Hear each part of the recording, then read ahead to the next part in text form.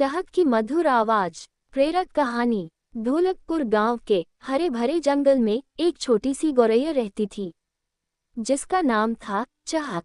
चहक की आवाज इतनी मधुर थी कि जंगल के सारे जानवर, खरगोश, हिरन और यहाँ तक कि भालू भी उसका गाना सुनने के लिए पेड़ों के नीचे जमा हो जाते।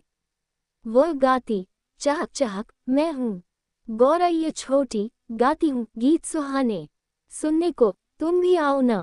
उसकी आवाज हवा में तैरती और दूर दूर तक फैल जाती, जिससे जंगल में एक जादुई माहौल बन जाता। रहस्यमय साधु का वरदान। एक दिन जब चहक अपने पसंदीदा नीम के पेड़ पर गाना गा रही थी, तभी एक रहस्यमय साधु जंगल में आया। साधु ने चहक की मधुर आवाज सुनी और मुस्कुराते हुए बोला, वाह चहक, तुम्हारी आवाज तो मोतियों से भी कीमती है। मैं तुम्हें एक जादुई वरदान देता हूँ। उसने अपनी छड़ी हवा में लहराए और कहा, अब से जब भी तुम गाना गाओगी, तुम्हारे पंखों से एक सुनहरी पंखुड़ी गिरेगी, जो जमीन पर गिरते ही सोने में बदल जाएगी। लेकिन सावधान, कभी भी उन लोगों के सामने गाना मत गाना जो तुम्हें नुकसान पहुंचाना चाहते हैं। चहक खुशी से फूली न समाई और उसने तुरंत गाना शुरू किया। जैसे ही वह गाए, उसके पंखों से एक चमकीली पंखुड़ी गिरी, जो सोने की डली में बदल गई। लालची लोमड़ी की चाल। उसी समय एक चालाक लोमड़ी ललिता वहां से गुजर रही थी। उसने सोने की डली देखी और उसकी आंखें लालच से चमक उठीं। उसने चहक से कहा, वाह चहक, तुम्हारा गाना तो जादुई है और गाओ न। लेकिन चहक ने साधु की सलाह याद रखी और ललिता की चालाकी भांप ली। उसने एक भी सुर नहीं छेड़ा।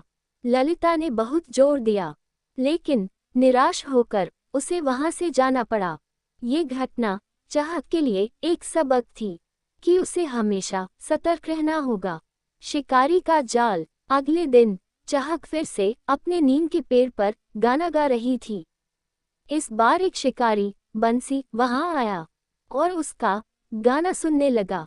चहक के गाने के साथ एक और सुनहरी पंखुड़ी गिरी, जो सोने में बदल गई। बंसी की आंखें आश्चर्य से फैल गईं।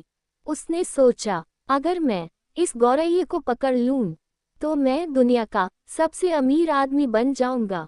चहक गाने में इतनी मगन थी कि उसे शिकारी का खतरा नजर नहीं आया।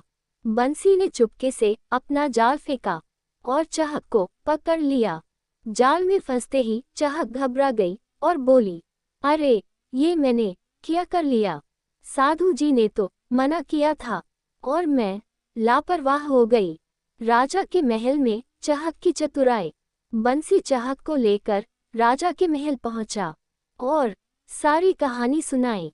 उसने कहा, महाराज, ये गौरैया सोने की पंखुड़ियां गिराती है, इसे रख लीजिए, आपका खजाना भर जाएगा। राजा उत्सुक हो गया और बोला, सच में? दिखाओ। बंसी ने चहक से गाना गाने को कहा, लेकिन चहक ने साधु की सलाह याद रखी और चुप रही। बंसी ने बार बार कोशिश की, लेकिन चहक टस से मस न हुई।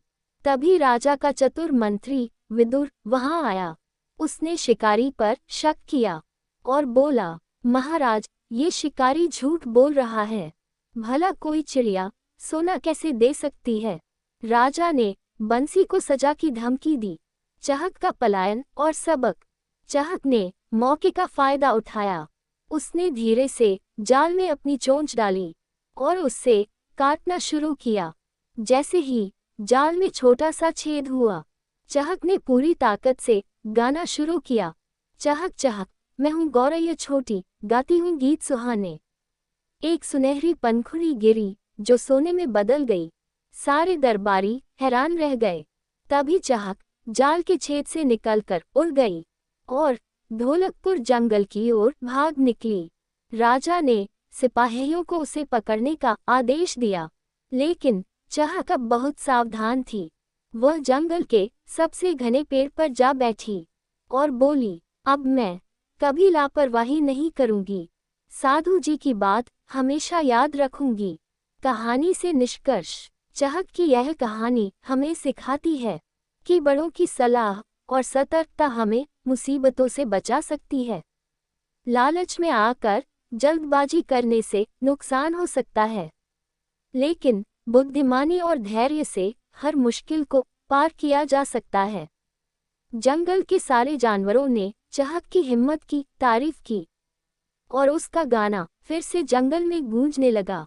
नैतिक शिक्षा।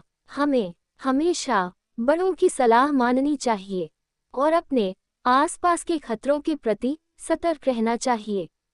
लालच में आकर जल्दबाजी करने से नुकसान हो सकता है। अगर आपको हमारी ये कहानी पसंद आए तो प्लीज़ हमारे चैनल को सब्सक्राइब, वीडियो को लाइक और शेयर ज़रूर करें। हमेशा की तरह पूरी कहानी पढ़ने के लिए आपको धन्यवाद।